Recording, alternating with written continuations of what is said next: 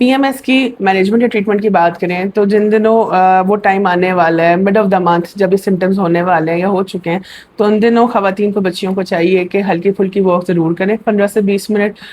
اس میں کچھ ایسے ہارمونز ریلیز ہوتے ہیں جو آپ کا موڈ بھی لائٹن کرتے ہیں اور ان سمٹمز کو بھی کم کر دیتے ہیں.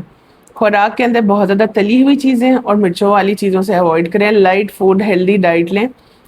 اس کے علاوہ کوشش کریں کہ اگر آپ کو پیٹ میں بہت درد ہے تو اس کو سمپل پانی کی گرم بوتل سے اس کو سیک دیں یا ہیٹنگ پیڈ سے سیک دیں.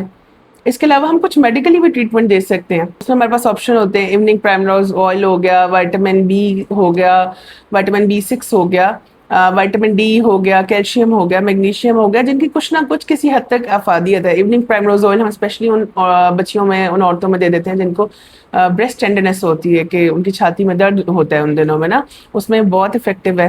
اگر ان سب چیزوں سے بھی کنٹرول نہیں ہوتی تو پھر آپ کی گائنیکولوجسٹ آپ کو ڈفرینٹ موڈ آف ٹریٹمنٹ پہ ڈال سکتی ہے. اس میں سے کچھ ایسی میڈیسن ہے, اینٹی ڈپریسنٹس ہوتی ہیں بیسکلی, بٹ ان کا اس مسئلے میں بہت اچھا رول ہوتا ہے. اس کے علاوہ کچھ ہارمون تھراپیز ہوتی ہیں جو کہ ہم نیکسٹ اسٹیپ پہ دے سکتے ہیں.